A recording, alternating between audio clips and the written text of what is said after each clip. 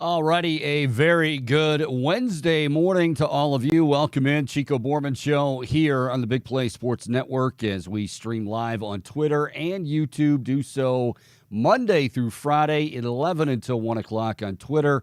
Find us at Chico Show CLE. Also on YouTube, type in the Chico Bormann Show and hit subscribe. You'll be all set to go. It's a Wednesday, so we're going to be talking plenty of baseball. Second hour, Bret Boone, the former All-Star second baseman. Plenty to talk about with him as far as the trade deadline. And, yes, we'll be talking some Guardians, and we'll get back to the Guardians here in a moment. Not exactly a fun night last night in Houston. Wow. We were out at camp yesterday. Big Play was. Josh and Maria Cribbs were out there, and I loved Bohm. I don't know if you saw the quote from Bubba Ventrone, the new special teams coach. No. He thought he was late to practice. Like, he was driving in. He's like, "Oh man, did I get a time?" Because fans were lined up, and he's like, "This can't. Yeah, this is. I mean, that's why I say when we had that conversation about loyal fan bases. And they had like Cincinnati ahead of Cleveland. Like, no, I'm sorry, but absolutely, positively not. There's no fan base more loyal than Cleveland Browns fans. To a fault, you can even say. To a fault. Because they'll get kicked in the face over and over and over again, and they keep coming back for more. But so this is a team that last year, again, they were disappointments. That happens, but this has kind of been a recurring theme. They get their expectations up, they get the hopes up, and then fall flat. So yesterday, first opportunity for fans to see the Browns in Berea. Remember, they started camp at Greenbrier, for those of you that forgot about that. They started camp at Greenbrier. Tomorrow night, the Hall of Fame game. You'll see nobody you really recognize, but that's okay. Tomorrow or yesterday, the first day that fans can come out to Berea, and they're lined up around the street. Like, I called out there to our group that was with, Josh and Maria and whatever, signing autographs and whatnot. And it was like basically out into the street, out into the intersection. Like, lines were incredible. So don't tell me. And I feel good for Cincinnati fans. Great. You found your quarterback. May not be ready to go. By the way, we haven't touched on that, Bohm. We said last week when that happened, that there's a very good possibility. I don't think he's playing week one because I think they're going to be extra cautious. But you can tell me that Cincinnati fans, they're excited, but nobody is more loyal, sometimes to a fault, than Cleveland Browns fans. And you saw that again yesterday. Got a sneaky theme from the end of the Greenbrier trip, which I'm going to get to a little bit later on as well. It kind of flew under the radar because there was a lot going on, obviously getting ready for the Hall of Fame game, and they were wrapping up Greenbrier. But the last day or two of practice there, somebody really emerged, and we're going to talk about who that was coming up in a bit. But we begin with your Cleveland Guardians, who were no-hit by Framber Valdez last night. And once again, Terry Francona is under fire from the fans because Miles Straw was up with 2 outs in the 9th, and he was not pinch hit for. Why not get up Bo Naylor? So fans they've got their pitchforks out. They're ready. They usually are with Tito. You can criticize. I mean, you can question that. I would say that in that situation with, the score and how things were going, Bo Naylor being pulled off the bench, Framber Valdez being a lefty, Naylor being a lefty, Straw being a righty, maybe. And I get it. Miles Straw stinks at the plate. I'm not even going to try to, qualify it. But I think the more telling thing from last night, and Bohm, I don't know if you had a chance to watch this, but they looked absolutely lifeless. And you have to wonder, is Aaron Savali getting moved? Was that like, I mean, we heard from people on Twitter and real sources and, the Meisels of the world that it didn't go over real well in the clubhouse, which, I expect that to be, but you wonder if last night it was just kind of like, we got nothing. And here's Valdez, who had been struggling. He was a great pitcher, by the way, but had been struggling going into last night. And then the combination of, wow, he really wants this one, and maybe the Guardians don't, and all of a sudden you've got a no-hitter on your hands. They look lifeless. Yeah, they definitely had. They seem completely demoralized, and it's a perfect day to have Booney on to ask him about that impact on a locker room. And he's talked about that in the past. When you see a new guy coming into the locker room, and it feels like you're kind of going for it, it can almost build an excitement within. But in this case, when you're not bringing in anyone new, you're only dealing vets who you really liked in the locker room, and you're bringing in guys that you might not even see their face until a year or two down the line. I think it's hurtful because it feels like you're conceding. It feels like you're not doing anything to win now. You're only making it tougher, and you're only taking away from the good pieces that you have. And for an athlete, and we talked yesterday about how important it is to have a long-term view of the circumstances, right? But for the actual athletes, that's tough because they're in the moment, they're mid-season, and they're trying to win now. And so just to see these resources ripped out from under them, it has to be a little hurtful when there's nothing coming in return. Okay, but here now I'm going to take devil, because everything you said there is right, and there is that element. Remember, that's what I know I mentioned this yesterday, but I still got to go back to May, because there were a lot of folks out there that were, they were fed up with the team. They got off to, remember, they couldn't hit, they couldn't score runs. Like really bad. And people were like, you know what? The season's over. Get rid of Shane Bieber. This was before Memorial Day. Okay. And I said at the time, one, you don't do that because it's way too early in the season. And two, can you imagine telling your players that you're selling the season in May? So the people that are now saying because some of them are the same people that said trade Bieber in May, they're not going anywhere. And then all of a sudden, here we are, and it's like, well, why'd you trade Aaron Savali? What I will say, Bohm, is yes, the players because of the division, they are in it. Now, it is a general manager's job to look at the entirety of the thing and say, okay, what are we? Booney, we've had this conversation with Booney many times about that honest look in the mirror, and that if you get it wrong and say you sell and you bring in guys and you're just not there, and this season's never felt right. It's never felt right. And I'm not going to just blame injuries. It's just they underachieved this year. Now, it happens. It's not the end of the world, but this season it just felt disjointed really from the first month. And it's gotten better at times, but never as good as we want it to get. It's got worse at times, and now here we are. So I guess what I would say to respond to what you said, and it's a fair point, is, well, if you're not happy with the way things have gone, why didn't we play better? Because the general manager's job, you can look at it as in the division, hey, you're right there. We're right there. We gotta go for it. If you're 15 games or you're 10 games above 500 and you do this, I think it's a different story. Okay. And that was kind of the thought with Shane Bieber, because going into the season, because remember, we thought after a 92-win season, they come back, well, they might be as good. Hell, they might even be better. What are they going to do at the trade deadline because Bieber's free agency looming, and what's going to – they wouldn't trade him. And I'm like, no. If you're competing for the playoffs, no. Okay, they're competing for the playoffs, but this is not a playoff team. They're just not. And I don't care how optimistic you are.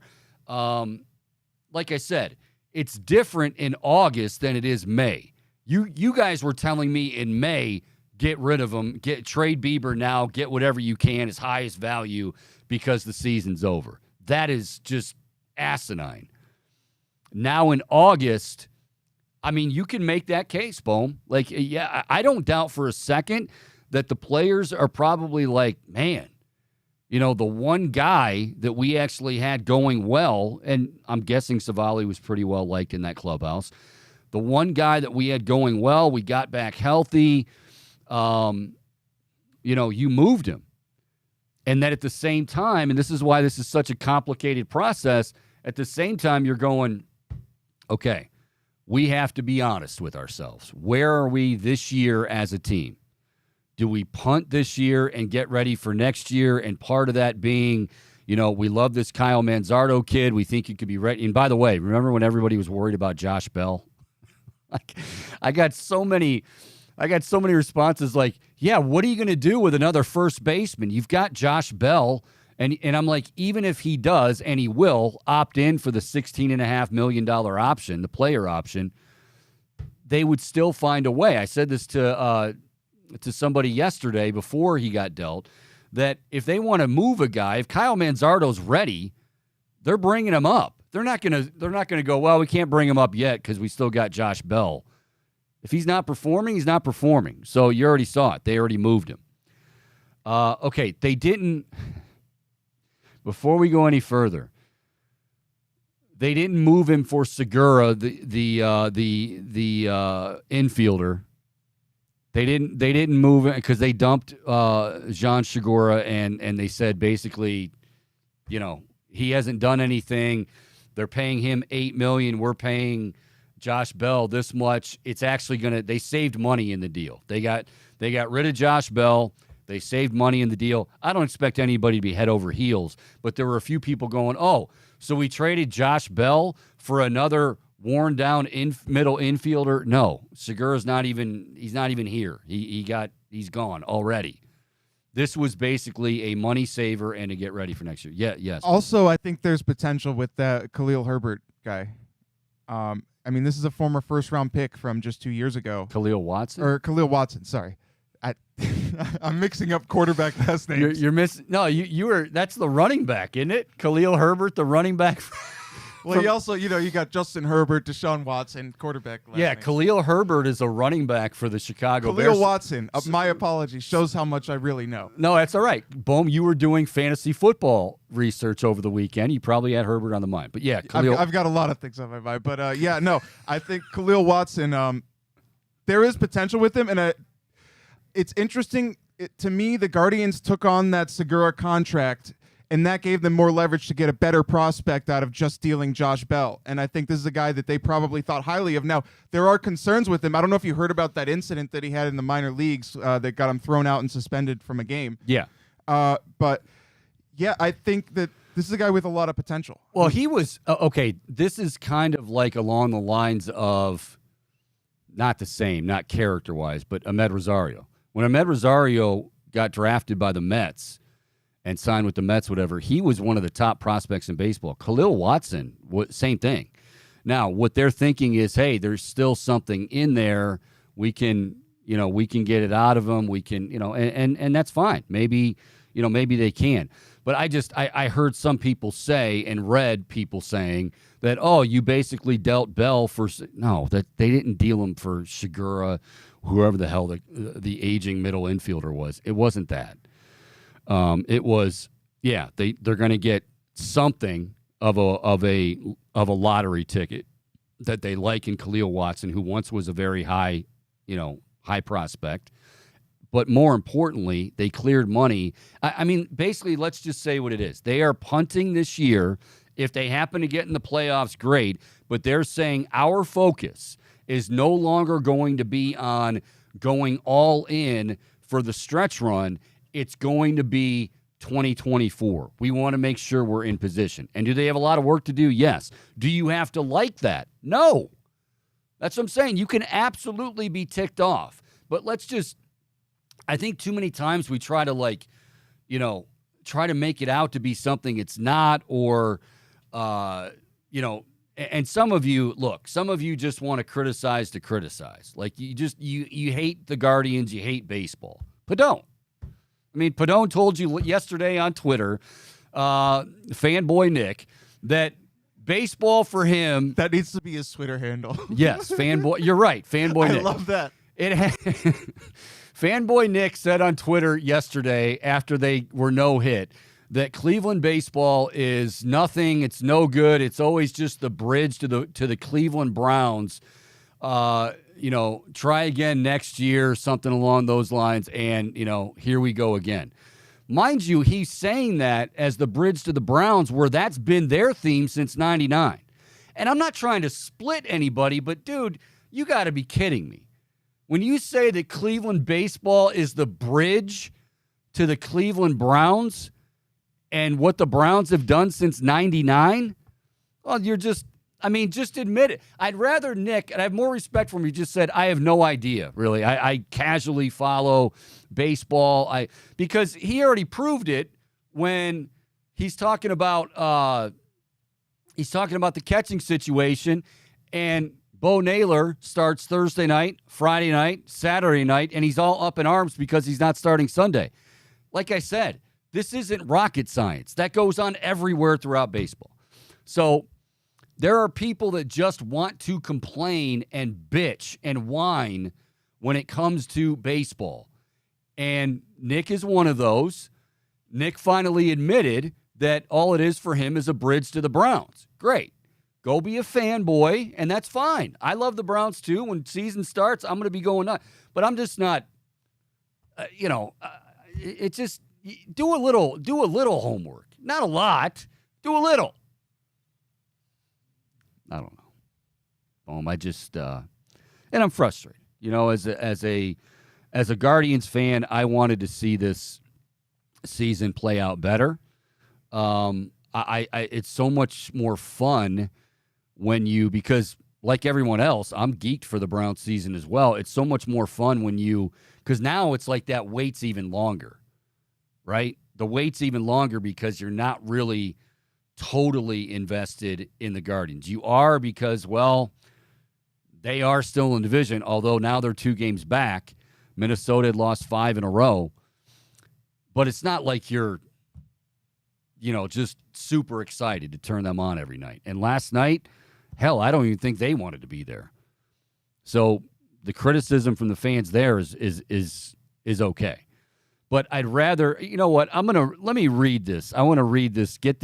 Let me get this tweet from my buddy Padone, who I love dearly. At Fanboy Nick. At Fanboy Nick, yes. Let me bring up this tweet because I didn't even respond to it because I'm like, maybe that's what he's looking for. I don't know. But I just thought, wow, of all the things to say when, 6 out of the 10 years you've been to the playoffs, and I know then they say, well, they haven't won the World Series. Oh, I'm sorry, I didn't realize the Browns were like on the Super Bowl doorstep.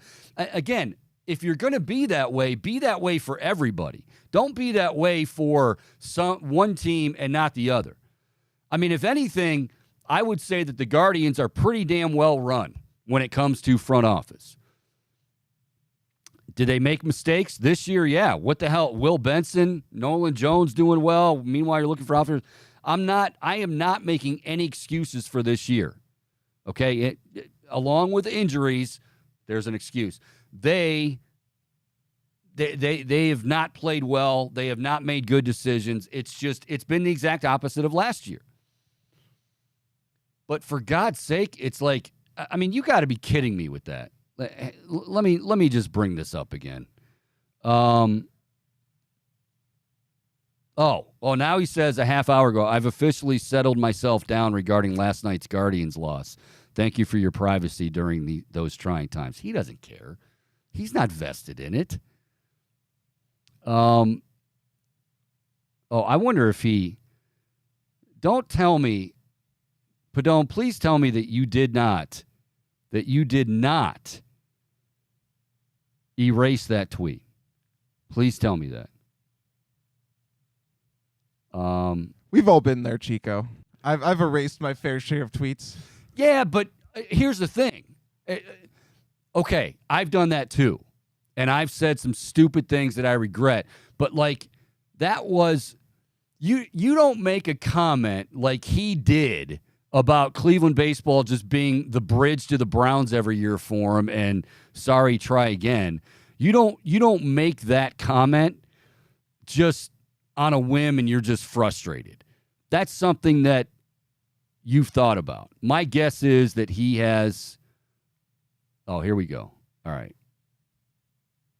You ready? Chico, we're waiting on you.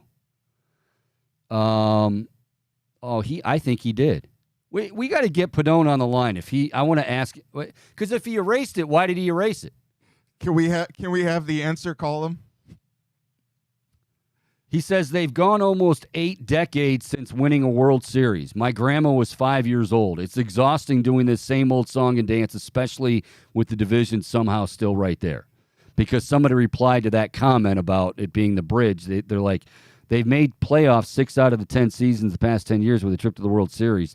This is a pretty wild statement when you're comparing it to the Browns, and it is. And then he took some shots. He erased it. Give me a break, Padone. He erased the bridge one or the apology? He erased the bridge one. Oh. Yeah, the one that got people upset. And again, I didn't even respond because I've known this for a while. I've said it to him. I'm like, you don't like him. You don't really you're more about getting, and that's okay. There are plenty of people in this town who all they care about is the Browns. But just come out and admit it. Just say, like, I don't really enjoy it. And I know what he's going to say. Well, then why do I have a season pass? Because you want to socialize and mingle. And because there's a chance that Sir Yacht might throw out a first pitch. So you've got to be there. I mean, I'm sorry, but, like, it's on my nerves. Like, every little thing he wants to criticize, and then I don't know. I don't know. Fair or foul. At Fanboy Nick would cheer if he were sitting in the media section. He'd boo. He'd boo. Yeah, he'd boo. Browns games? Yeah, well, Browns games, I don't want to think where he'd be. I mean, Yeah, because sitting in the media section, you're not supposed to cheer in any direction whatsoever. But I don't know, it might be a little hard to resist for Fanboy Nick. Did Nick? Let's text. I'll tell you what. We're gonna take a break because we got to do. We by the way, we missed fair or foul yesterday. Bohm, I apologize. I know you put a lot of work into that. But we had a great interview, a long interview yesterday with David Lee Morgan, author of the Marion Motley book. So we kind of got caught up in that. It was really good stuff. But we'll do fair or foul when we come back. We've got Booney coming up at noon. Tomorrow on the show, by the way, we're going to be talking to Joe Thomas ahead of the Hall of Fame induction, of course, the Hall of Fame game tomorrow night. But I've got to text Nick, and I want to find out if he erased that. Like, because he's taking heat for it, as he should. But don't you agree that, like, if you say, like, the Guardians suck, I hate them, okay, that's an impulse tweet, right? Saying that Cleveland baseball to me has always just been the bridge. They've just bridged the gap to Cleveland Browns season. Sorry, try again next year. I'm tired of it. That's not an impulsive tweet. That's from the heart. You feel that way. And to be fair, I don't think he's the only one. No, he's not. But then don't pretend that you're not. Like, just admit it. Like, and what he's upset about, now he's trying to say, like, oh, no, I don't mean that. That's exactly what you mean. Just say it. It's okay. That doesn't mean that you can't enjoy Guardians baseball, but when they suck, it's a really sucky experience. Stop it. Don't try to play both sides, okay? And you don't even have to take my side. I don't care. It angers me. And again, when you make, it seems like all you're doing is trying to troll people with what? Bo Naylor's not starting tonight? Well, what? Like, he started 3 nights in a row. Pay attention. We'll take a break. Fair or Foul is coming your way next on the Chico Bormann Show here on the Big Play Sports Network. Fanboy Nick.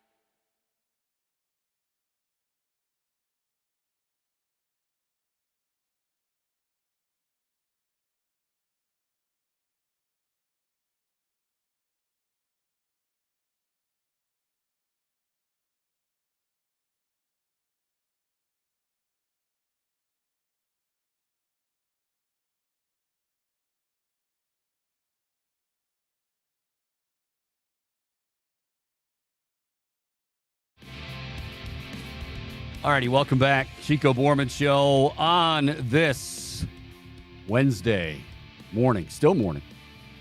Just after 11:30. Coming up top of the hour, it's Wednesday. We're talking baseball with our buddy Bret Boone, former All-Star second baseman. Now, okay, so I haven't heard back from Fanboy Nick, but I'm almost positive he erased the tweet because I don't see it anywhere. But his response to the tweet after a few people ripped him was, it's exhausting doing this same old song and dance, especially with the division somehow still right there. Wouldn't that be better suited for the Browns? Like, that's the song and dance you're doing every year. And again, believe it or not, I'm a diehard Browns fan, but why can't we be objective with all the teams? Why can't we, if we're gonna criticize one and have them under a freaking microscope constantly, the team that's been, and hopefully now they're moving in a better direction, and they better this year or things are going to get really ugly. But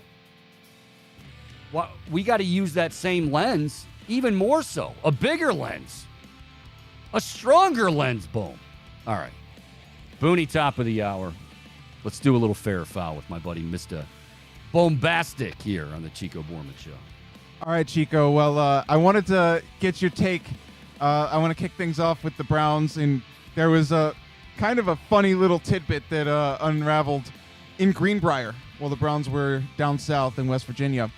Do tell, Bo. I'm sure you saw it when Obo Okoronkwo laid down the slap on James Hudson. Yeah, look at you just letting that kind of fly out of your mouth. Good for you. Now, Hudson retaliated, and then Stefanski made them run laps, and we don't know what was said. We don't know what felt unfair to Obo. But fair or foul, did you feel those actions of the quick slap and scurrying away?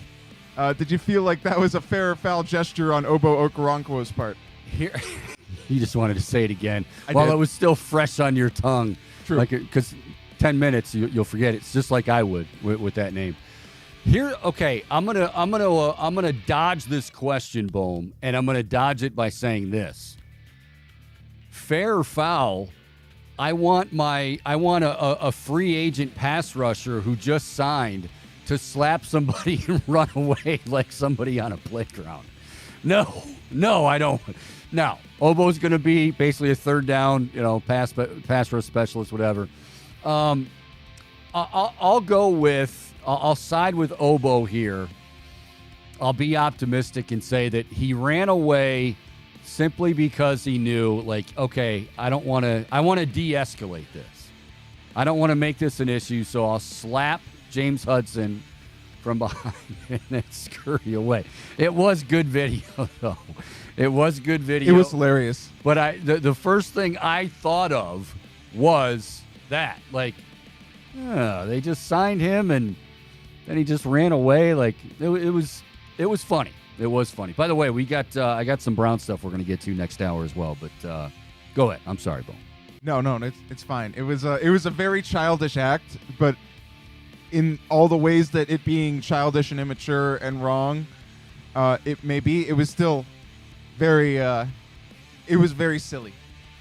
But I digress. It was very silly. Yes. Silly.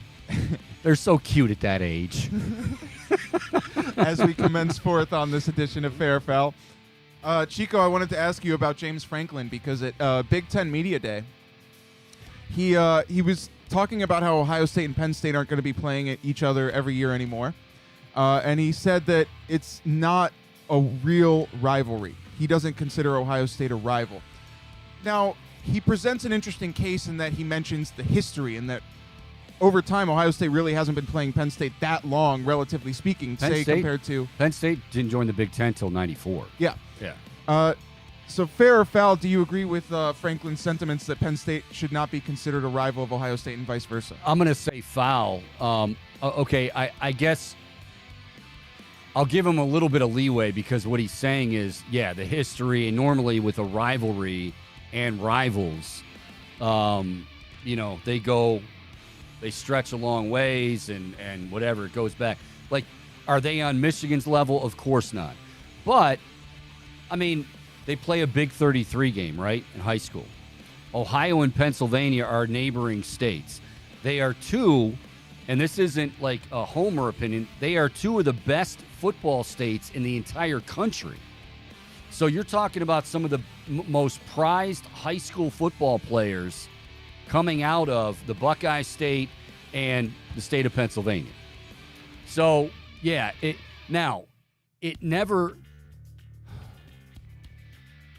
it won't develop into, it should have developed into a huge rivalry because, again, the whole whiteout. Now, what happens is you get the television contracts and the money, and then it just, the rivalries are kind of going to go by the wayside. Ohio State and Michigan never will, although now we've got talk about should they change the day of the game and move it up a little bit so you're not going back to back.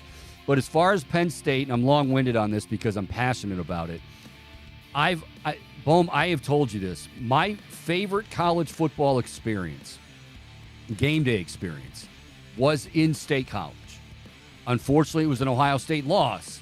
But in 2006, when that first, I call it the first real whiteout that everybody knew about. They did one during the day against a not-so-great opponent, whatever, and it was awesome. I was blown away. That atmosphere automatically makes it a rivalry. And Penn State, while they're not on Ohio State's level, they get some good players. But, I mean, just the idea that Ohio and Pennsylvania are bordering states and they're two of the best football factories in the entire country. Of course, it should be a rivalry. Now it's not going to be because you have to play each other. Yeah, and to your point, Franklin also basically said that he didn't consider Penn State versus Pitt a rivalry because that's only a very recent matchup. And I think it's interesting to consider. What? Yeah, like they didn't start facing off until relatively recently. What do you mean relatively? Define relatively recently. I can play you the whole quote if you want to hear the whole thing. But because Penn State and Pitt used to be it was a regular date. Like, yeah, Penn State and Pitt not being. I mean, what is Franklin smoking? To me, it almost feels like a cop-out in some regards, trying to downplay it, because I'm sure, like, deep down, he's got to be relieved that he doesn't have to face Ohio State every single year as much as he might want that challenge. But it's interesting to consider the criteria that people consider in rivalries. If I'm not mistaken, Penn State's the one, and I could be wrong on this, I'll double check. Penn State's the one that for the longest time, because they did have it going for a while, and then it stopped for a while. So he's right that it wasn't there but it was a staple. The team that wouldn't do it was Penn State. So I don't know what he needs a history lesson, I think. Well, that, and also I think his interpretation of what makes a rivalry is just very subjective. Yeah, and very off kilter, because I feel like if you have two really competitive teams that face each other regularly, that's all it takes to be a rivalry. But you're right, the atmosphere too, it's something that really makes that game, that week of amongst all other weeks, stand out. And I think that certainly could qualify as a rivalry. Now, I wouldn't put it on the same scale as, say, Ohio State versus the team up north, but I think that there are different tiers of rivalries. Well, and here's the thing. A top tier, a tier one rivalry, we'll call it. Not necessarily, the Ohio State-Michigan game, but there are, as we say any time with lists and stuff like this, they're very subjective. But I think all the ingredients, put it this way, all the main ingredients you need to cook up a rivalry is there for Penn State and Ohio State. There's nothing missing, except now you're not going to be able to play each other. So, no, that's... Chico, does Ohio State really even have a second rival at this point? Like, it would have been probably Penn State. I wouldn't say Wisconsin.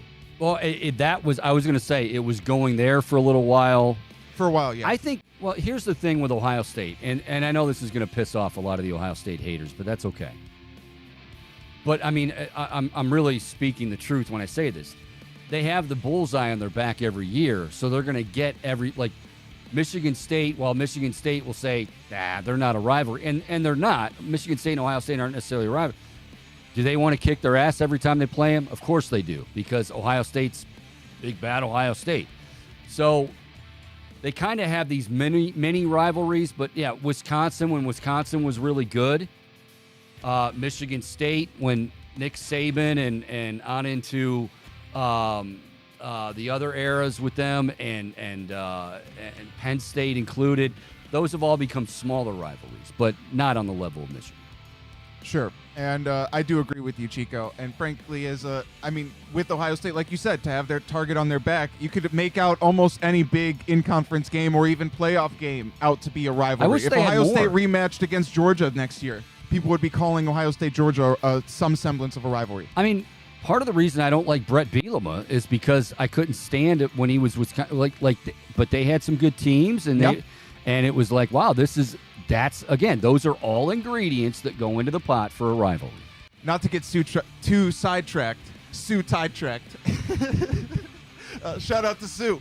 But anyway, Chico, one of my most fondest memories while attending Ohio State and having season tickets was Braxton Miller's game-winning touchdown throw to Devin Smith against Wisconsin.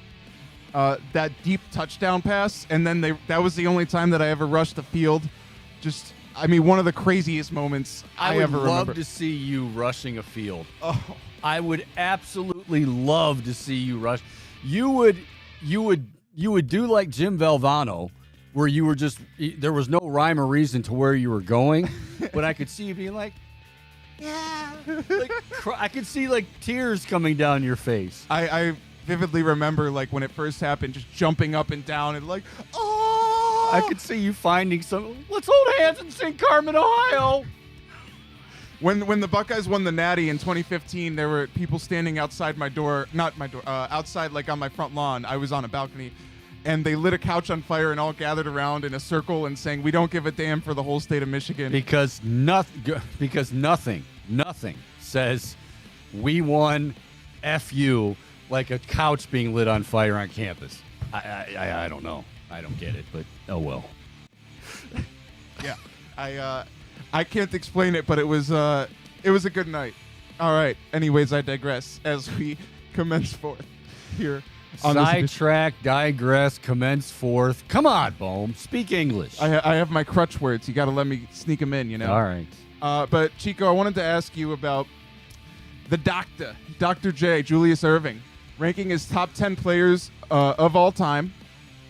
Now, he left LeBron off the list. I'll just read you the list real quick. Jerry West, shout out Winning Time. Oscar Robertson, Elgin Baylor, Wilt Chamberlain, Bill Russell, Michael Jordan, Kareem Abdul-Jabbar, Magic Johnson, Karl Malone, and Tiny Archibald. Who was this again? This is Dr. J's list. Okay. Fair or foul, leaving LeBron off a top 10 all-time NBA list? I mean, foul. Leaving LeBron off a top 5 all-time list. Leaving LeBron off a top 3 all-time list.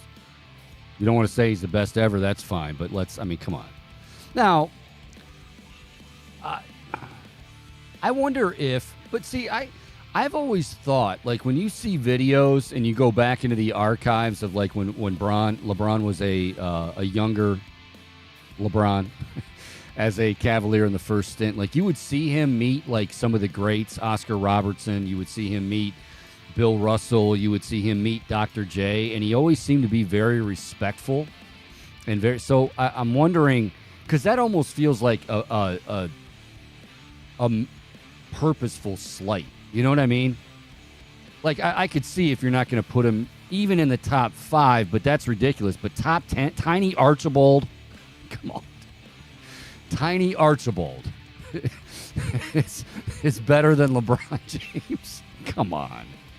Come on, man. Nate Archibald. Don't call me Tiny. Go ahead. Yeah, Chico, I'm inclined to agree with you, though. Then again, I am not the NBA historian. So I want to shift gears and go back to the Guardians because we got a comment on the YouTube. And Dennis chimed in yesterday, and he asked if we thought there was any chance that Josh Bell could be dealt to Pittsburgh. Well, he wasn't sent to the Pirates, but he was, in fact, dealt. Good call, Dennis. To Miami, yeah. Dennis chimes in again today. Can you believe we were able to dump Josh Bell? Now, the reason that I'm bringing that up right now is because it sparked I suppose, a question to pose to you, Chico, here on this edition of Fair or Foul. Do you think it is fair or foul for me to say that the Guardians have had a positive, I guess, their moves leave you feeling like they're on a positive trajectory? Obviously, punting on the season, but maybe feeling better about long term. I'm going to totally play. I'm going to, and I hate doing this, and I think I get a little bit of leash on this one because I very rarely do it. I'm gonna sit on the fence because I don't like the fact that they moved Aaron Savali, but then again, I also understand, and if again, a lot of these trades, we do this all the time, and it's what makes for good content, and thank God for that, so we can talk about stuff. But, did they win or lose the draft? Did they win or lose the trade? There's always a winner, there's always a loser. Well, this season, the Indians have been losers. I mean, that's just, and I have no problem saying that, like how we expected things to go, they haven't gone. Have there been some, unforeseen injuries, stuff like that? Yes. But I do think also, when it comes to them, you can criticize them and should for like, wow, Will Benson and now Nolan Jones.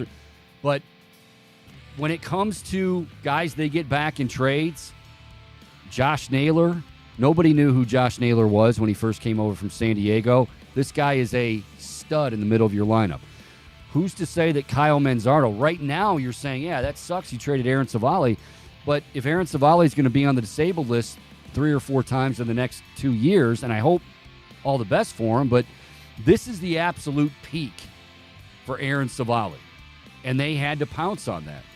Josh Bell, I can feel good about getting underneath or getting out of it, out of the contract and getting out from under it. But at the same time, I can also say, wow, they really misfired on him. They really misfired on Mike Zunino, and we can't get past it. I mean, they bombed on both those guys. It happens. At least you get something out of Bell that, like you said earlier in the show, a lottery ticket. I just thought it was funny yesterday. And after not yesterday, but when they acquired Manzardo, like everybody was like hung up on, well, what are you going to do? You got Josh Bell. Well, they don't care about. They'll find a way to get rid of him. That's not their. It's like when I said it yesterday. Sean Murphy, when the Guardians were in for Sean Murphy, people were like, well, we got Bo Naylor. If you have a finished product, you're probably going to get Sean Murphy, and you'll just move on from Bo Naylor if that's the case. Now, I love him, but. People, sometimes it's like baseball, it's not that hard, but I think some people make it hard, like Fanboy Nick. If I were playing a video game, Chico, if this were Ken Griffey Jr. Major League Baseball, I would trade Cam Gallagher and a couple of relievers. I bet that would get me Sean Murphy. And then you've got a great catcher Sean tandem. Murphy, why don't you go high for Shohei Ohtani? I see. That can be done. Come on, Bone. Maybe a starting pitcher, a couple of bench bats.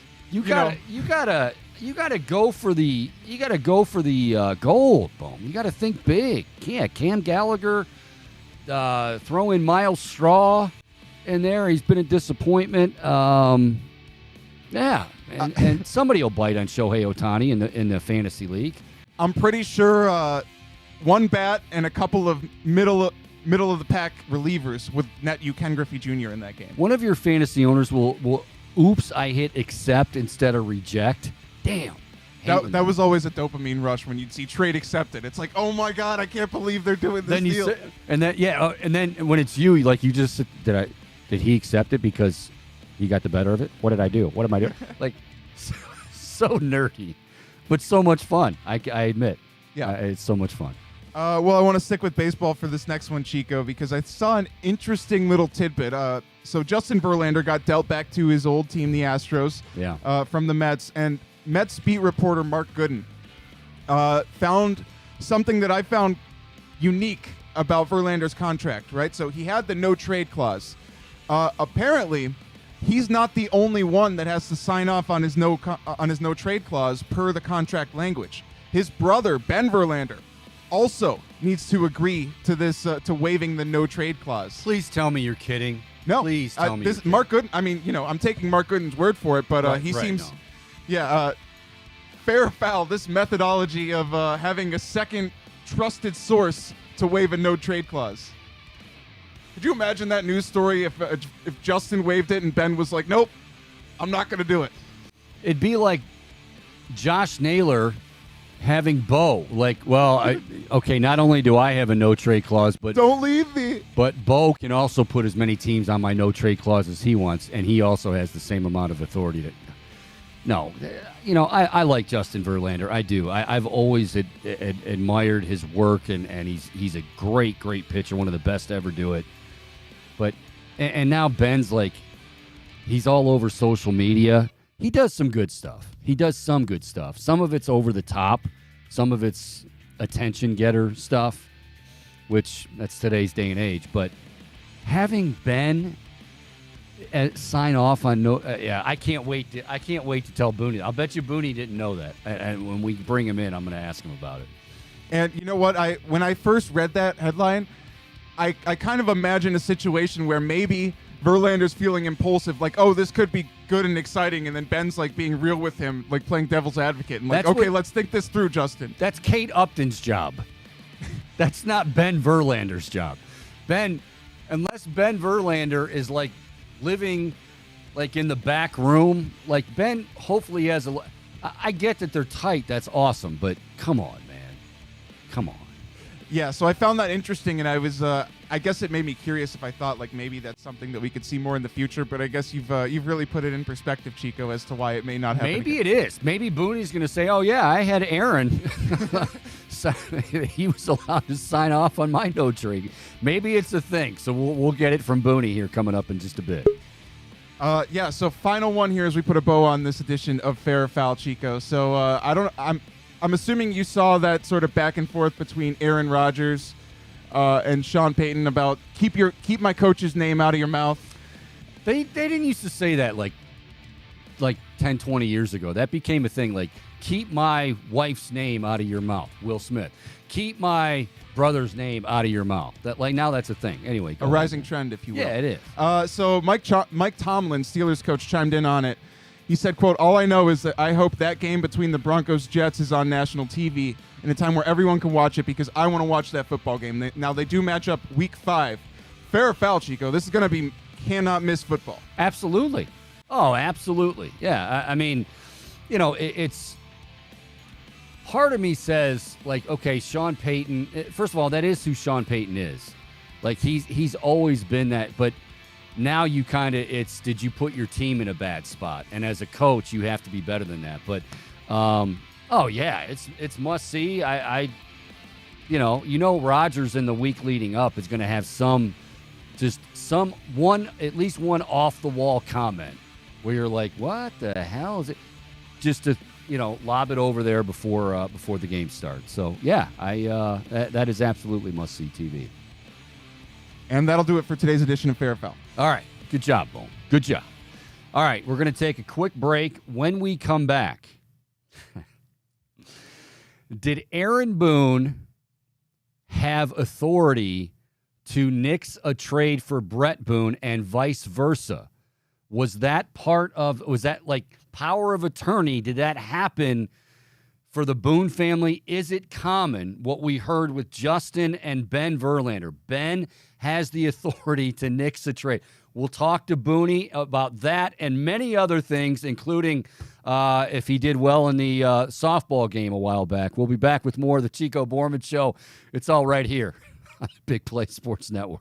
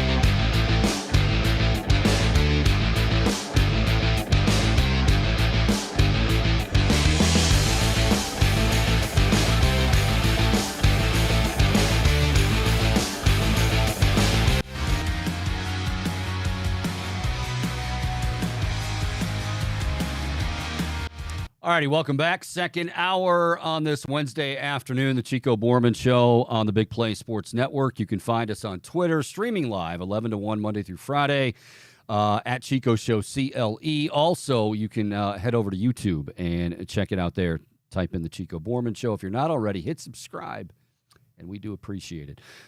Each and every Wednesday, we talk baseball with former pro player, former All-Star second baseman Bret Boone. I'm never going to let Dan live that down. That's an inside joke, but anyway, Bret Boone joining us. Booney, I think you were connected to us as I was going to break. And you probably heard me mention, apparently Justin Verlander in his contract. Bohm, do you have the tweet in front of you to read? Yeah, give me 1 sec. All right, go ahead. Before we don't even need to say hi to Booney because we're old buddies now. Go ahead. Okay, so this is Mark Gooden, Mets beat reporter. He says, per source, Justin Verlander's no-trade clause actually has to pass through 2 phases. Justin needs to waive his no-trade clause, but his brother, Ben Verlander, also needs to agree to the trade as per the contract language. And Ben Verlander did confirm that is true, and they call it the Phase A and Phase B plan, and he's Phase B because his name starts with a B, and he's also much less successful, thus deserving B and not A. All right, that is very complicated. Now we welcome in Booney. Booney, is this a common thing? Did you and Aaron and maybe even Bob have this in your contracts where everybody could weigh in on the no trade clause? Yeah. Oh, absolutely. Matthew Boone was the key to the whole thing.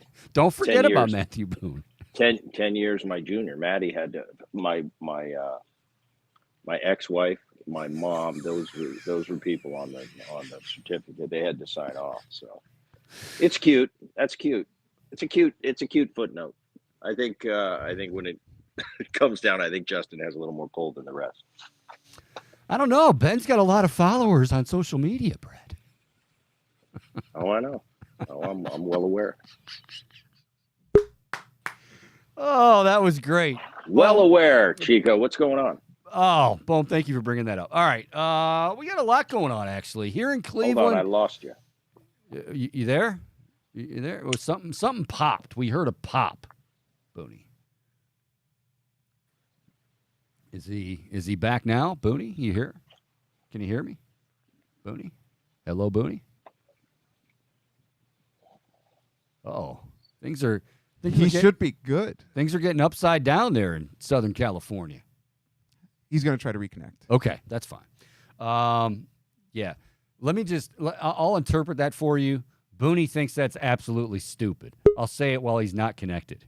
He does not like that at all, and that's exactly why I had to ask that. Stupid.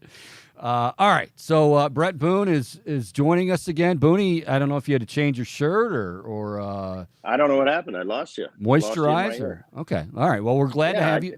Glad to have you back. I am a moisturizer. I don't think there's anything wrong with that, especially if you live here. Now you're in Southern California, but when you live in the Midwest, in Cleveland, and you get those cold days and wind, you gotta have some moisturizer. Without a doubt. Why don't you? That's the stuff you need on your podcast to moisturize or not to moisturize. That's next on the Bret Boone podcast. I like to, I fancy myself being a man's man, but at the end of the day, I got a little chick in me. So you're a bit of a pretty boy. I mean, you can admit it. You're a pretty boy. Yeah, I like getting a good haircut. I occasionally moisturize, aloe vera. I remember the good haircuts. I remember getting good haircuts. I like good haircuts. I don't know, the little things. I occasionally get my toes done. I like that. If I'm going somewhere, I'm gonna, for flip flops. I like it. Well, you in Cleveland, you wouldn't know about that. Flip flops are commonplace in Southern Cal. Who else is going to get information like this out of Bret Boone? Nobody. It's it's gold, is what it is. It's gold. It's crypto.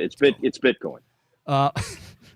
Booney, here in Cleveland, fans have, quite frankly, fans have been upset all season. And I understand the frustration because the expectations coming off a 92-win season last year were, fair or unfair, were basically, maybe they can do the same, maybe even better. Even if they don't do better, say 88, but they're going to be a good. And it just never materialized. They've had a lot of injuries. They've had guys just underachieve. It just hasn't been a good year. And you know that happens every now and then. And Aaron Savali was dealt at the trade deadline. There was rumors about this. There was rumors about Shane Bieber before Shane Bieber got hurt. What is your take? Because the Guardians were no hit last night. Framber Valdez is very good, but he had been struggling. But last night, 93 pitches, no hitter. The team looked lifeless. What is it like? And is it a real thing to have a team just kind of come out after something like that, a trade like that, where they feel like, well, our best pitcher just got dealt? We're kind of deflated. Does that happen? Without a doubt. I don't understand it. I'm not in upper management for the Guardians, but I don't understand where you're headed with it. Maybe I don't know. Savali, he's got a 2.45. I understand the Savali thing. He's had a tough time remaining healthy, but right now he's one of your main guys. You've had some young guys step in, some young arms on that staff, and have pitched well. But what are we, a half game out of the Central Division right now? Now 2. It was. Yeah, but now 2. Oh, yep. It's 2. Okay, it's 2. Yeah, I had a long flight last night, That's so all right, I'm not updated. We'll give You're 2 games out. You're 2 games out in a weak Central. You pitch as well as anybody.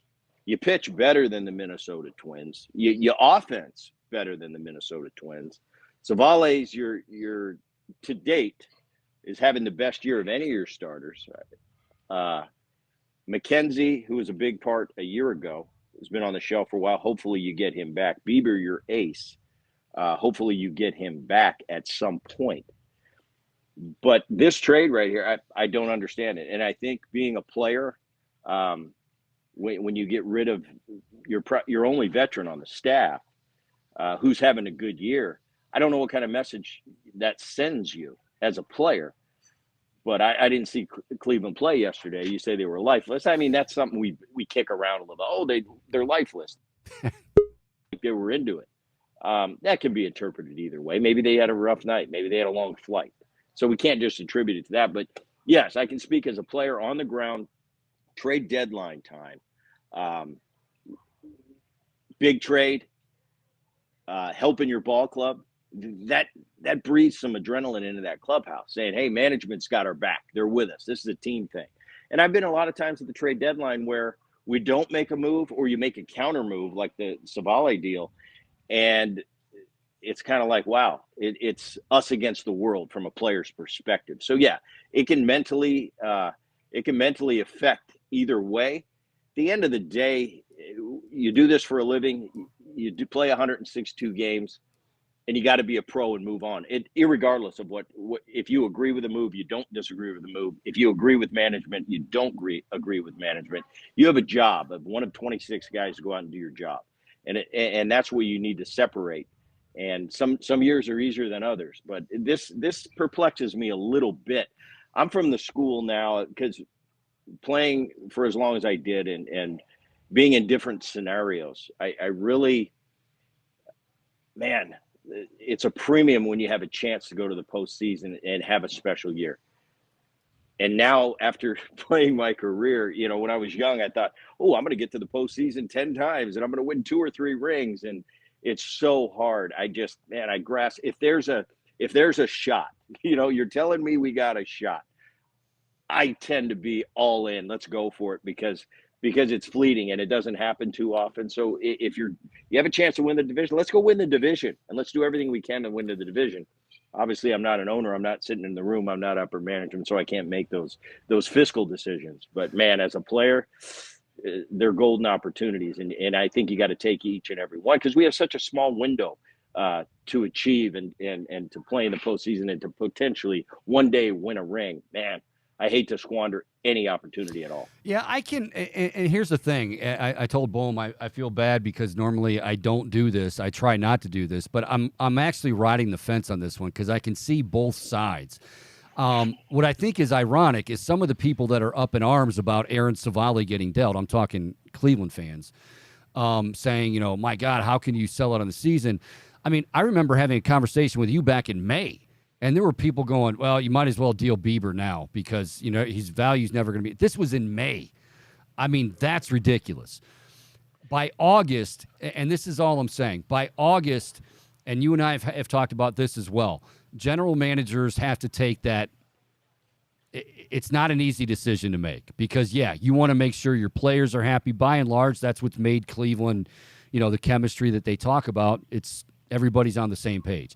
So when you make a decision like this, if you're Chris Antonetti and Mike Chernoff, it's probably not going to go over too well with everybody in the clubhouse. But you also, as we've said, Booney, have to be real about who we are. Like, my guess is they probably have a good idea that Bieber and McKenzie aren't coming back this year. And even if they do, they're going to be limited.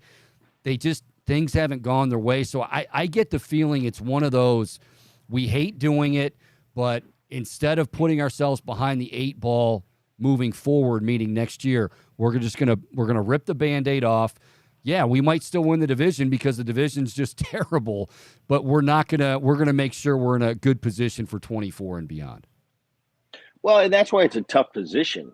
Yeah. Believe me, I don't envy the position of being in the front office making these big decisions right now. Let's be honest. My baseball insight tells me the Cleveland Indians or the Cleveland Guardians have no chance to win a World Series this year. That's what my baseball intellect tells me. Now, I've been wrong before, I've been wrong a lot, as a matter of fact. I can only read on paper what it looks like. I think that's a safe assumption. I would never say a year ago the Phillies are going to be 2 games away from winning a World Series. Lo and behold, they were 2 games away from being World Series. But I don't envy this position of making these big-time decisions. You've got to factor what is going on in that clubhouse. It'd be interesting for me right now to have a discussion and be a teammate down there on that roster, see what they're going through. But that being said, management's tough, and you've got to make the tough decision. And sometimes it's not popular. It's never going to be popular with your fan base, and you've got to put that into the equation when making these big decisions. At the same time, as a player, I know how I'm feeling. We kind of have blind faith sometimes. And no, I don't care what everybody says. It's us against the world, and we can win and get us more help. That's what I'm thinking as a player each and every year. Sure. There's always a chance.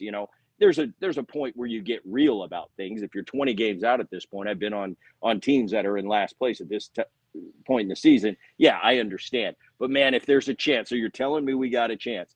If I ever was in that position, it's like, give us help, and we'll make you proud. So I understand both sides. I understand long-term fiscal responsibilities from an ownership standpoint, but I really feel that side with the player because it's such an emotional game, and we're the ones that are out there every day doing it. Now, you're always going to have the fan perspective. That's the third entity. They're going to be pissed no matter what. You didn't get, if you trade for a pitcher, you didn't get enough. If you trade somebody away, what are you doing? You're quitting on us as a season. So I understand that. All these things have to be put into the equation when you make that final decision. What's best for the Guardians long term? So, the baseball side of me says, I don't think Cleveland has a chance this year against what I see, not only in the American League, but in the National League. At the same time, as a player, I can empathize. What's the word I'm looking for? I have empathy for those players because I know what it's like being on the ground. It's like, you give us a chance.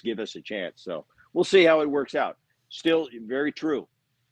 That division, very weak, still real chance. I still think Cleveland's the best team in that division.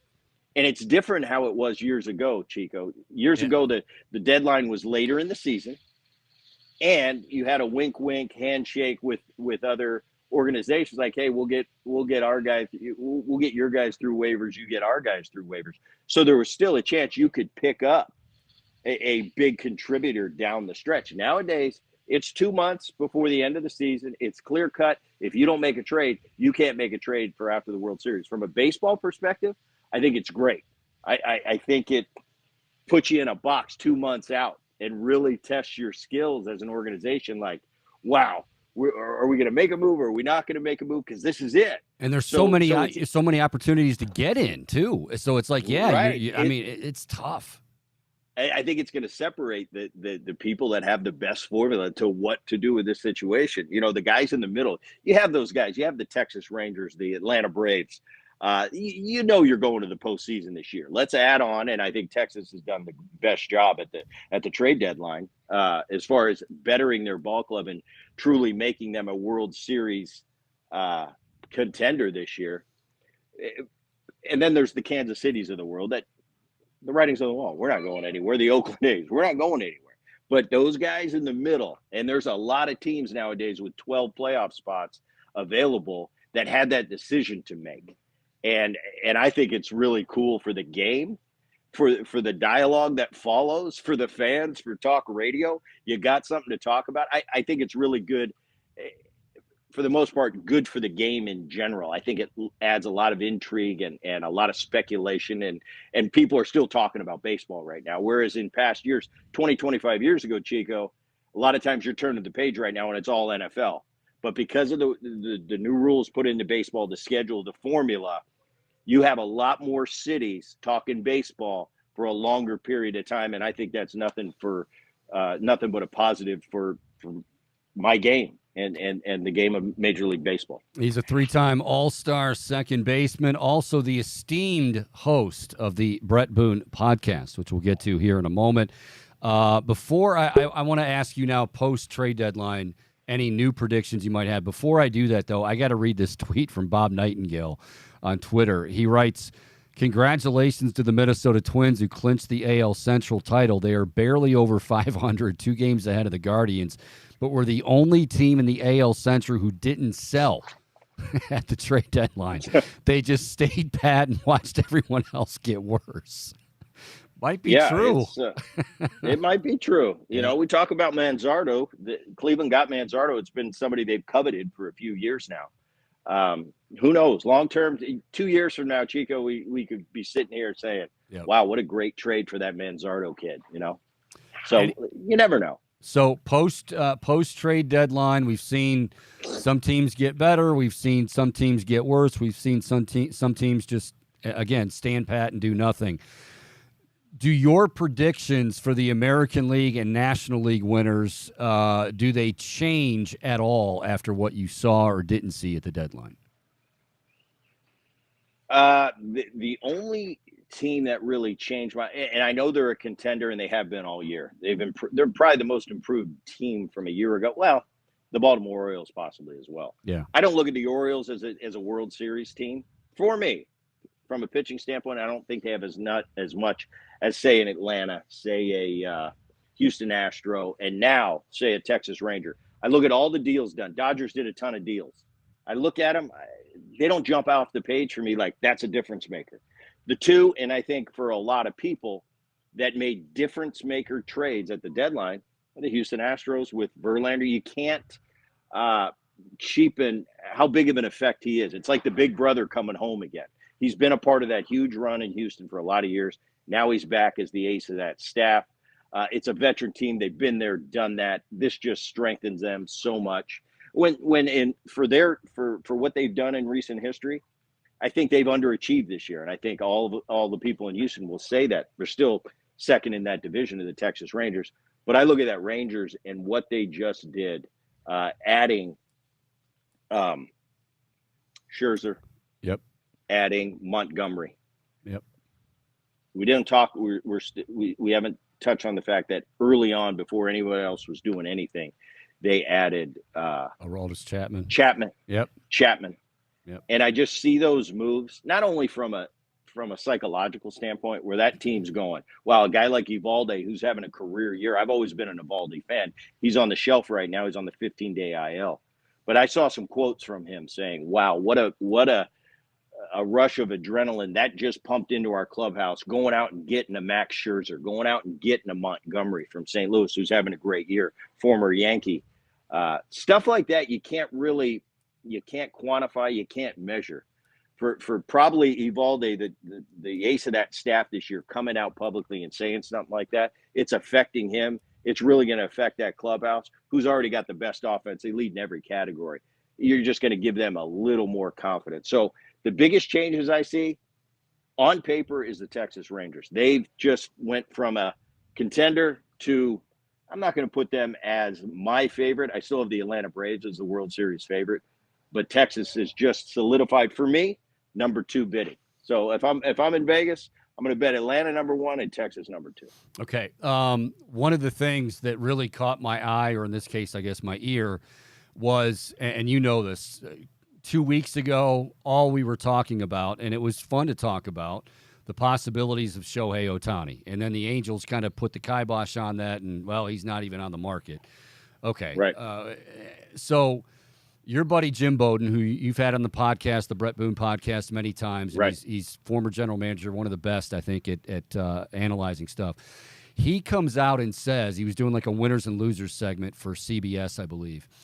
And then at the end, they said, okay, I want a bold prediction from each of you. And one of Jim Bowden's bold predictions was that the Angels would not make the playoffs and they would fire their GM by, I don't know, right after the regular season.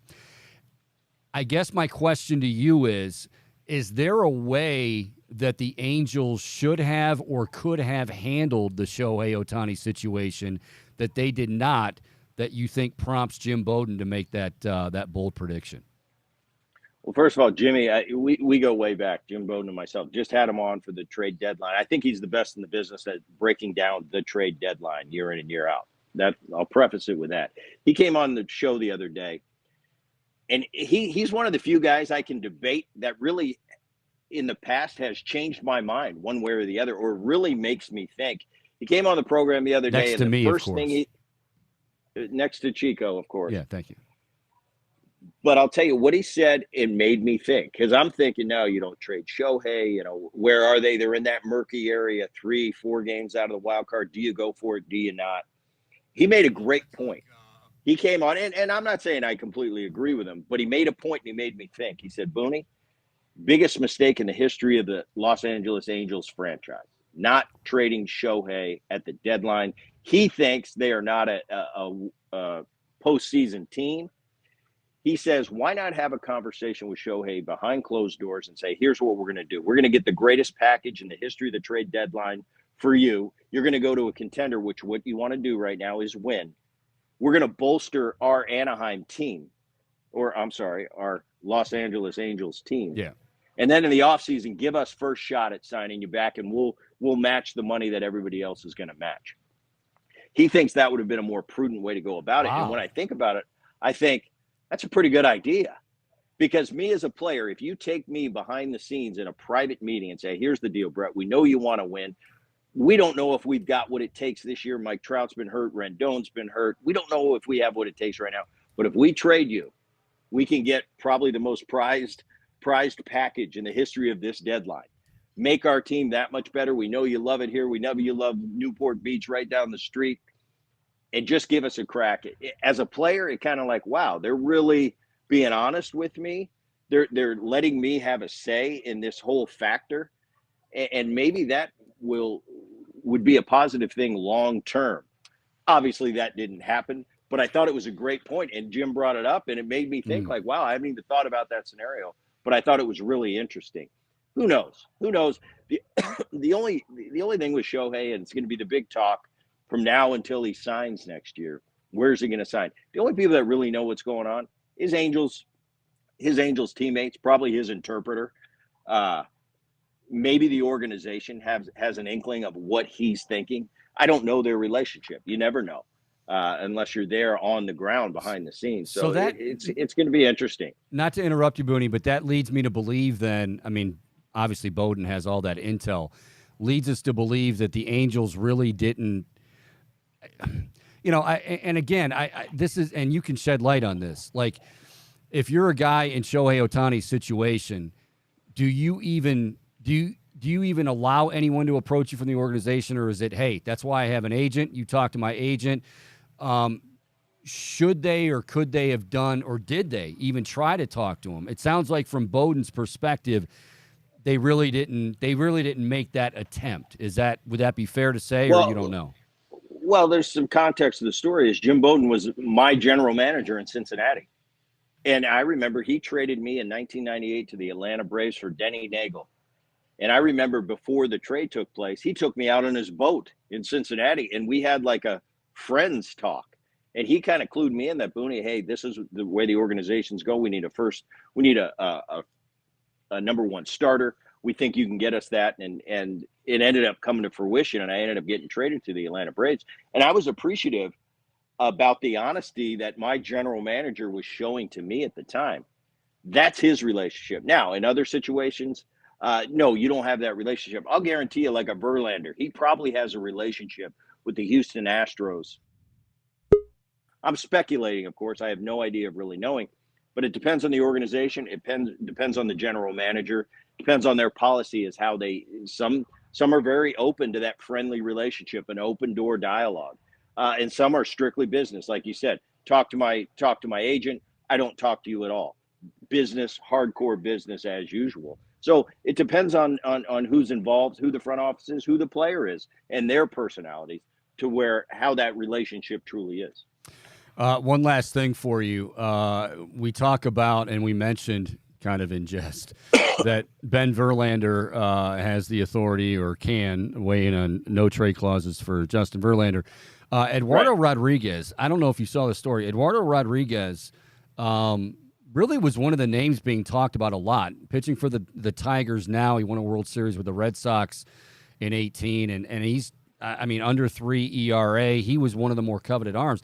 The Dodgers made a play for him, and not that he's wrong, but so he has LA on his no trade list, which you don't see very often. Not many people are going, I don't want to be in Southern California. But then he invoked, like the Dodgers put a package together, said, hey, can you waive this? And Eduardo Rodriguez said no. I was stunned. And plus he's going to be a free agent at the end of the season. So it's like perfect opportunity to go from Detroit, who's doing nothing, go to the Dodgers, possibly bolster them enough where they win the World Series. You look good on the big stage, and then you cash in free agency, and Eduardo Rodriguez is like, I'm good, thanks. Wow, that was surprising. Well, he has been on the big stage before. He's a World Series champion. Yeah, given that. Sometimes there's no rhyme or reason. Sometimes the decisions that are made. Bret Boone, the baseball player, I want to go wherever I can to win. Also, because of what he's done in his career, he has earned the right to have these certain clauses in his contract. A lot of times, it becomes a good guy. First of all, there's no loyalty in the game of baseball. It's like, to a certain degree, but at the end of the day, it's called leverage and it's called negotiation tactics. If you have that in your contract as a player that I have the right, well, sometimes that's a negotiating tool to get you a little more on the other side. Who knows if he was trying to do that at the beginning and they just said, no, it's not worth our time. We're not going to go through with it. As a player, and I emphasize at the top of the show, it's so important you have such a small window. And when you're going through it, you don't realize that because you think you're going to play forever because that's what you do.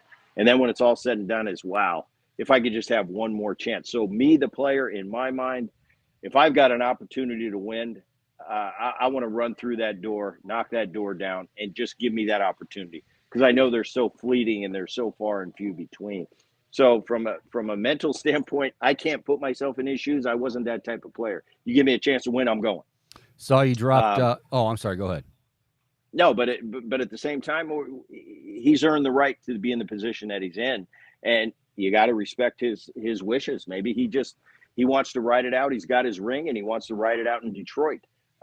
I can't understand that, but at the same time, I'm not going to sit there and judge him. I don't know what his family situation is, the whole thing. Maybe he's got something towards LA that we don't know about, an underlying issue. But maybe he's not a fan. Maybe he doesn't like you, Booney. Maybe he knows that you are in Southern California, and he's like, I don't want to be anywhere near that guy. Maybe. But I'm in Punta Mita, Mexico right now. Okay, because I was going to ask you because this is a new – Boom, did you notice it? I was going to ask it at the very end after we got the podcast talking about Cone, but I noticed when you came on, I'm like, is this like a new room of the house? Is this like the den? Is this like the party? Like, where are you at, Booney? What are you doing?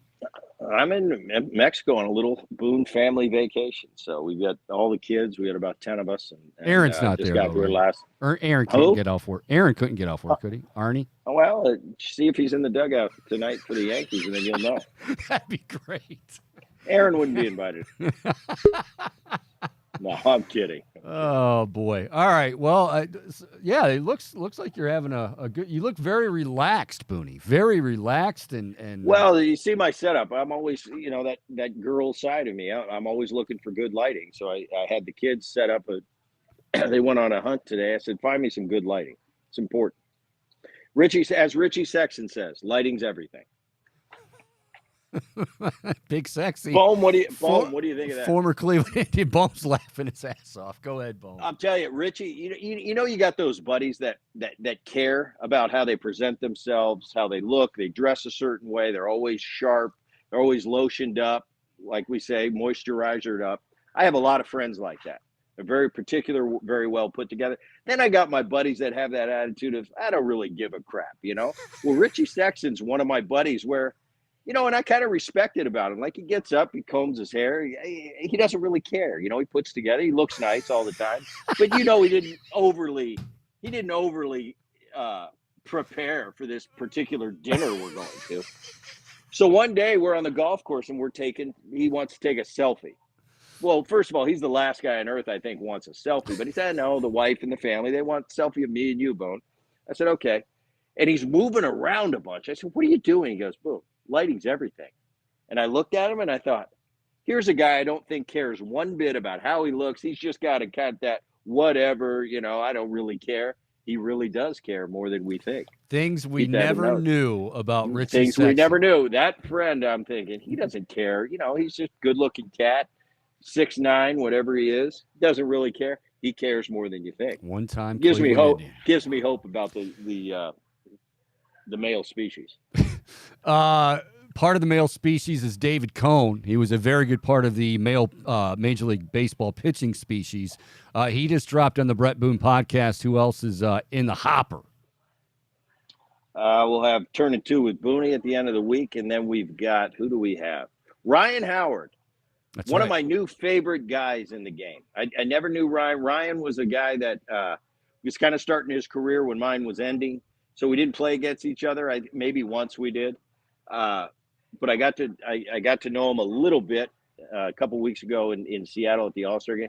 Really a good guy. Like, I'm really glad I met him because it's like he's more than he was a great player, good guy, whatever. You meet guys all the time. But really after interviewing him, and I'm like, that's a good soul right there. So Ryan's on. And then we've got next week, we've got Jonathan Papelbon and finally David Ortiz is coming on the program. So we got Big Papi and Papelbon next week. But the Ryan Howard, really, really fun. And David Cone, it was great. Just talking the game through a pitcher's lens. I love that from the hitter standpoint to see, were you really looking at my body language? Did you see how I took a pitch? And David goes through it. Really, really good stuff. Are you gonna ask Papelbon about Harper choking him? Oh, probably. Yeah, you have to. Yes, I might. He seems like the type of guy. I don't know Jonathan. I'm going to get to know him here in a minute, but he seems like the guy that would be open to talking about that altercation they had. So yes, I'll probably open that can of worms, see what he has to say. He is Bret Boone, former All-Star second baseman, host of the Bret Boone podcast. And again, I'm telling you, baseball fan, sports fan, just anything fan, he's going to have a guest that you're going to really enjoy. I guarantee it. Booney, by the way, why don't, is there going to be a day when this is the Shades version of the program. Well, when you're in getting into vacation mode. When you're in Mexico, you have to do that. Are you even wearing any shoes? Are you just kind of like barefoot right now? I have slippers. Okay, yeah, that's good. Yes. Is Herrera going to take like a day off from Turning Two with Boone? And when will I get the call? That is a coveted spot. You're going to have to wrestle with him. He's pretty territorial with that, because Turning Two with Booney's once a week. It's supposed to be once a week. Last week we canceled it because Jim Bowden was coming on, and we wanted to drop it the day that we shot it because it was so fresh and it needed to be out right away because it's like a trade can be made in an hour. I'm in AAA. I'm in AAA batting .380, hitting bombs, raking, and I'm just waiting. Yeah, but what's your WAR and what's your OPS? That's really important. Off the chart. But and I love Herrera, but I think it's my time, dude. It's my time. Chico, I would say if there's ever need a pinch hitter in that Turning Two with Booney, Chico, you're at the top of the list. It'll be that Jeter. It'll be that Jeter commercial. Though, Herrera, he's very territorial, and man, he's good guy. I give him that seat once a week. We try to do it once a week, and man, he fights to keep it. So I should mention too, he would have to be really sick. Many people have asked me this over the years, like, how the hell did you get hooked up with Bret Boone, Rich Herrera? So I guess Rich Herrera's the guy. Yeah, I guess I can't I got okay. That's fair. Booney, I'll just continue to rake. You continue to do whatever the hell it is you're gonna do. Eat some guacamole, or what are you gonna do today? What's on the list? I'm gonna go eat right here. I don't know. I don't know. The kids will run me around in a golf cart, and I'll go to some. They just need your ATM card. That's all they get. That's right, and that's all I'm here for. But believe me, and I don't say that. Yeah, it's kidding, but the older I get, and my kids get older, that's all they really care about. They don't even like you as their father. They just whatever you can do for that. And I'm learning that. It's kind of a sad lesson, but I'm really getting to that point now. My older kids, Savannah, Jake, they're getting to a point where they're kind of adults. But my younger kids, just that's all they care about. They don't care about dad. They care about what can you give me. But you look. Here's the thing, part of life. They probably appreciate that you're like the coolest looking dad on the beach. Like, look at you. I mean, shades, the guns. Yeah, believe me, I'm a clown. You don't wear a Speedo, do you? You're not a Speedo guy. Absolutely not. I'm a normal person. All right. I'm a normal person. All right. Booney, he puts Chico. puts his pants on one leg at a time. We appreciate it, Booney, as always, and we'll do it again next week. Thanks, pal. See you guys. All right. That is Bret Boone. How about that? Good stuff from Booney there, Boone. Richie Sexton, who would have known? I like how he pointed up to Richie, like because he's so tall. He's like he was talking 6'8". about him. Well, I thought it was interesting there. Like, he texted me last night and said, I just landed.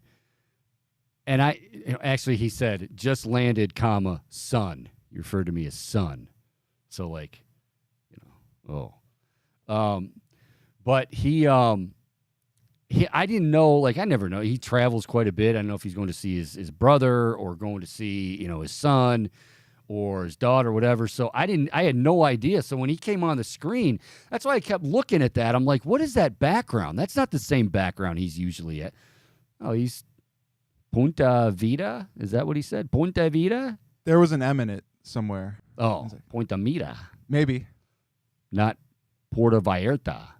No, not quite. Puerto Vallarta. All right. Yeah, I was thinking, all I could think of, Bohm, when he said, I'm going to give you a call when we need a pinch hitter, was that Jeter commercial where they're like, Derek. And the regular old, like, guy with the beard and a belly stands up. No. Derek Jeter. It's that card commercial. It's going to happen. Chico. No. Chico. And then it'll be somebody else. One of these days, though, Bohm. Yeah, I mean, your nickname literally means guy in Spanish, so it could be easily misconstrued by some Spanish-speaking folks. Do you think I just randomly picked Bohm's name out of a hat, kids? Do you think that I just randomly chose Michael Bohm, Mr. Bombastic, to join me on the show? No. He's bilingual. Hell yeah, I'm going to bring him in. All right, we'll be back with more. We're going to talk some Browns football when we come back. I speak Pig Latin, too. Pig Latin. From the three students. Mo, Ome, Early, Larry, Airley, Curly Q. That was his response. Oh. The stuff that goes on up here between these ears, Boom. It's fascinating. All right, we're going to talk some Browns football when we come back. There was something that happened the last couple of days. Good happened. Last couple of days in Greenbrier kind of got overlooked with everything else going on and the Browns coming back home and to Berea. We're going to talk about it because I think it was a significant theme, if you will, and we'll discuss that when we come back. Take your calls as well. 216-626-7901. The Chico Bormann Show. More to come right here on the Big Play Sports Network.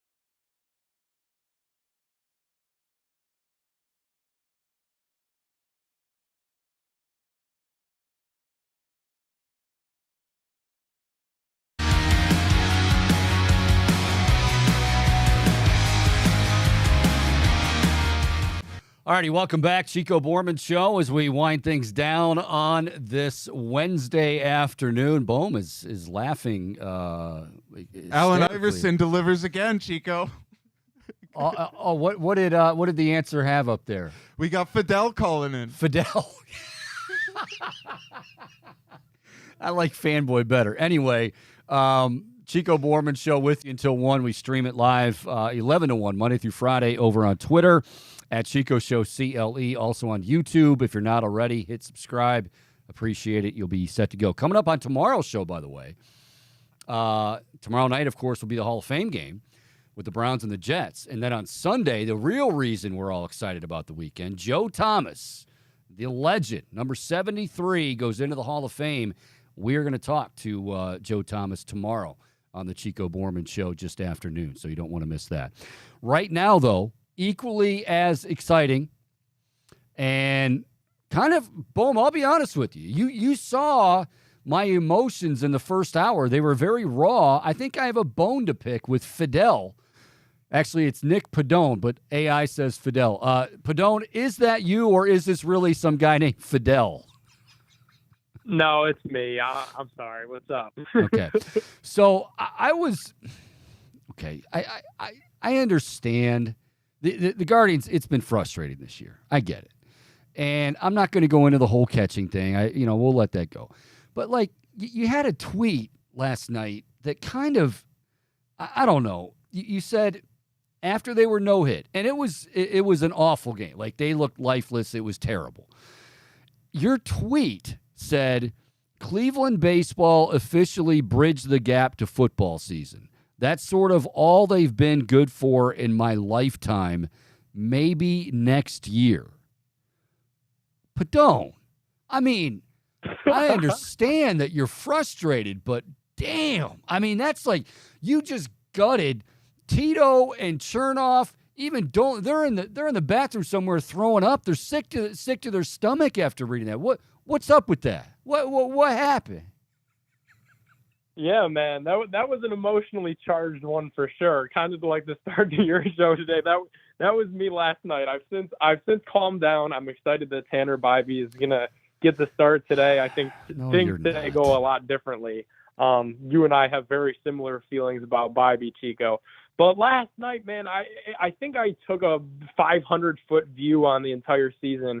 After last year in the playoffs, the heroics, of Oscar Gonzalez and taking the Yankees to 5 games, that really was a series that you could have won. Obviously, the Yankees were just better. They had more home run hitters, and that's really kind of what it boiled down to. But still, you were right there, 5 games with the Yankees. You would have been 2 series away from hosting the trophy for the first time since 1948. I think my grandma was 4 years old. She's in her 80s now when that World Series was run. And I was thinking about it last night. I'm like, damn, in my lifetime, obviously they've been good. We've had good moments. 2016 World Series run was cool, but it was unexpected. And then since then, it's just kind of like, to me, Chico, that they play to get lucky. They play, they know that they're in a bad division. And they're like, you know what? That we're in a bad division. We're going to hang around, but we're not going to go take it. And to me, like, if Dan Gilbert owned the Guardians, or even Jimmy Haslam, who has plenty of faults, both of those guys in their own right, like, they would do what it took to go take the AL Central. And I think the Guardians are just kind of okay playing in the middle. And in the last 8 decades, that's kind of got them nowhere. No, that's not fair. I mean, first of all, okay. Now, this year they didn't do anything. Matter of fact, they sold Savali, and I get that. There's a couple things I want to bring up, because I keep bringing this up, and you are one of the ones that said this. You tweeted it out. Back in May, there was like this, because they hadn't hit for anything. And you were of the belief, like, well, you know what? Just trade away Bieber now. Get what you can while you can. Get the most. So, like, if you were okay with that, how can you be all – and look, I can see, like, not being happy you traded Aaron Savali, but you can't make that statement in May and then go, I can't believe that they traded Aaron Savali. I can't believe they didn't go. Like, you can't say it both ways. That's hypocritical. No, and that's not even what I'm doing. It's actually the opposite. I was okay that they traded Civ. It's tough because obviously you don't want to just lose a 28-year-old pitcher who kind of looks like maybe he's finding his groove in the MLB. But same with Shane, right? When you could get the most that you can for these guys, and I understand that that's how the Guardians do business. That's how they've done business really the last decade, and probably how they'll proceed to do business. And six of those, pay these guys six, hang on a second. 6 of those 10 years they've made the postseason. I mean, look, I'm not making this year has been awful. They've made some bad decisions, no doubt. But for you to say like, in my life, what have the Browns done in your life? Like, if that's what the Guardians have done, then I'm guessing you've never, like, that's totally unfair. And I understand, and before anyone thinks, oh, you're not a Browns fan, BS. I grew up going to the dog pound that was my gift every year for my brother, blah, blah, blah, blah, blah.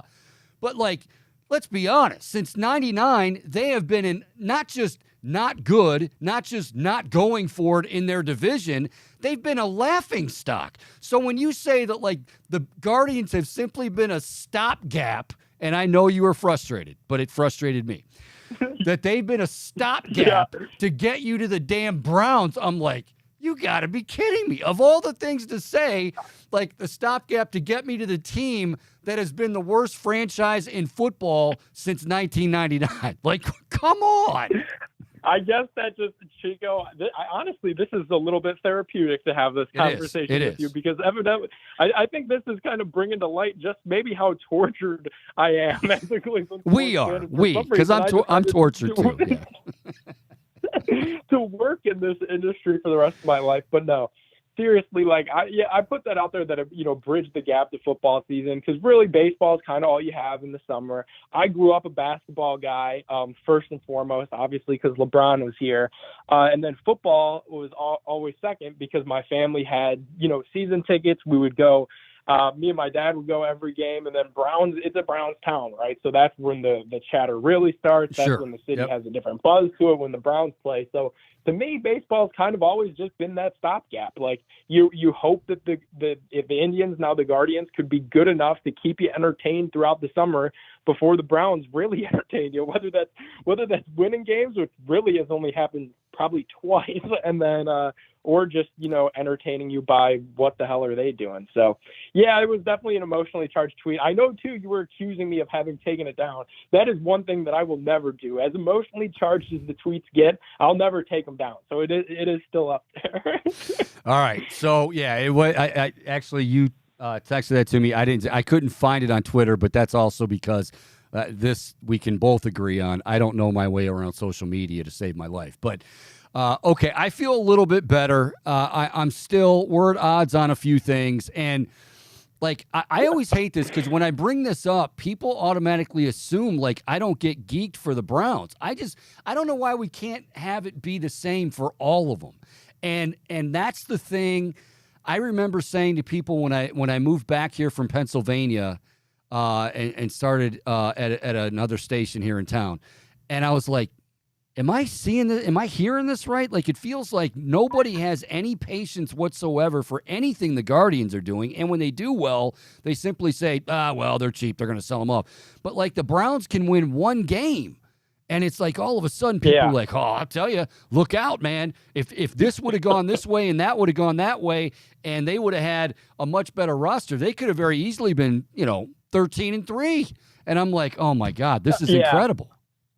I mean, and that we are in agreement. Like the fact that, and I get, especially this season, and we've hammered this home how many times. It's been disappointing. It's been frustrating. Terry Francona has not been the perfect manager, but the fact that you log on Twitter any given night and people are literally calling him to people actually, I feel like we could have put a poll out last night and people would have wanted him fired. Oh, I don't doubt that. After the game, I don't doubt that. Which is ludicrous. But then Stefanski deserves the full year this season, despite what the record, and like that to me is a little lunacy, but whatever. That's just the Cleveland sports fan for you, I guess. All right. Follow him on Twitter wait, I had it. Where am I? At Fanboy Nick. It's not at Fanboy Nick. Damn it. listen to Bohm. I mean, I would never say that, and listen to Bohm throw that out there. I know, that's a shot. Well, it's because my handle isn't as cool as Mr. Bombastic. So if anybody has the right to throw a shot, I guess it's Bohm, because he does have the best Twitter handle. Bohm's been kind of feeling himself lately. Like he really has. I think the trip to New York, and I think the groupies, Nick, I think he's starting to, as we watch him kind of stroll the hallways here at Burke Lakefront Airport, you can kind of sense a swagger, like, you guys aren't on my level. I don't know. Maybe it's just me. I've kind of noticed that lately. Even the other day, the interns pointed out Bohm was walking to the studio, I think to start up your show, Chico, with 3 different bottles of water in his arms. He had 3 different brands from the bridge. I think he had a Nirvana, and he had a couple others as well. I mean, he was stocked up, and there was a different type of swagger to his step, but no, yesterday, the Guardians.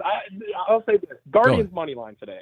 Guardians are going to win, and that's my parting thoughts on the Chico Bormann show. That doesn't see it, Padone. That doesn't get him off the hook. By the way, just because he's betting on the Guardians does not mean, courtesy of our boys at Tipico, doesn't mean that he's off the hook. Boom, I was just kidding. I was interrupting him and go, you missed yesterday because you had like 6 or 7. Like you had regular water, you had the super water. I thought you were going to do a juggling act for the people out here in the hallway. I didn't know what you were doing. Just trying to stay hydrated, Chico. Boom. You know me. I love you. The resident diva. I'm telling you, there is nobody. I love this guy. As much as I give him hell, and I do. And actually, for as much as I give him hell, I should have like a couple black eyes to show for it he's the man. He's the man. Don't worry, Chico. I'm an even harsher critic of myself. No. You're great, my man. You're great. All right, real quick, I wanted to get to this. We'll probably talk a little bit more about it tomorrow because we're going to be talking a lot of Browns tomorrow. Obviously, as I said, don't miss it. Joe Thomas, who will be going into the Hall of Fame on Sunday. Number 73, 10,363 consecutive snaps. Mind-boggling. He will join us on the show tomorrow at noon. Did you notice the last couple of days at Greenbrier that like they kept showing videos of David Njoku and Deshaun Watson hooking up? Like and I know somebody's gonna say, well, yeah, I mean, he's a tight end, but I mean, it was almost like they were really, really like connecting. Boom, I don't think we talk enough about. Now, there's times that people say, in Watson's career, he's not a big tight end guy. He won't throw to I mean, I don't know what to make of that. All I know, though, is when people talk about weapons on this team, and I know we're focused on Amari, and we should be, and, Elijah Moore has had an incredible training camp, and so far he's looked fantastic. Cedric Tillman had a nice catch the other day. But I feel like David Njoku, like from the day he was drafted by the Browns, it was like this guy is a freak athlete. He is incredibly athletic. If he could just, be more consistent. I mean, Bohm, if he takes that next step, and they gave him the contract, they obviously believe he can. If he takes that next step, and now he's got a quarterback that certainly is capable of helping him out too, look out. I mean, I'm not trying to be like overzealous with this, but like, guys, David Njoku is so ridiculously athletic, and I know seemingly they all are at that position these days. It's just how they're bred. But boom, he could be a huge, huge factor in the offense this year. I hope he is. Yeah, and Chico, one thing that I've heard on more than one occasion is that tight end is one of the hardest positions to make the transition from college into the NFL. Because you're going to be mismatched a lot in terms of, like, you might have to be blocking big-ass linebackers or defensive ends, yet still maintaining an athletic frame to be able to go out there and run routes and catch passes. We've seen a lot of flashes from Njoku, and this really feels like it's about time for him to put it all together. And I agree with you that it feels like he's flying a little bit under the radar because he's being overshadowed by all these exciting names in the wide receiver room and all these weapons that I think we should be feeling really good about.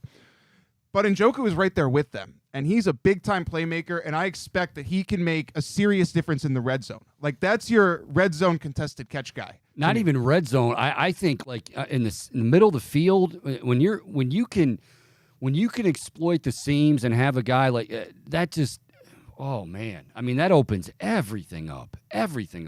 Anyway, we'll get into more about it tomorrow. Good stuff, obviously. Tomorrow, of course, again, football is back. Granted, it's the Hall of Fame game. Granted, you won't be seeing many names that you recognize, but we will have the Browns and the Jets tomorrow night. I think we're going to be big play. We're going to be out there in Canton before the game, so you can check that out. And then, of course, Sunday, Joe Thomas is going to be inducted. It's going to be, I can't wait. I know I'm going to get chills when the ovation first happens because it's going to be loud and it's going to be awesome. But Joe Thomas will join us on the Chico Bormann Show tomorrow at noon. I want to say thanks to Bret Boone and his Shades for joining us here. Mr. Bombastic, who will be juggling water bottles and signing autographs in the foyer. We know what a foyer is. And doing my best Art Matrano impressions. Art Matrano, yes. So for Mr. Bombastic, I'm Chico Bormann. Chico Bormann Show for all of us here at the Big Play Sports Network. Hey, make it a great Wednesday, everybody. See ya.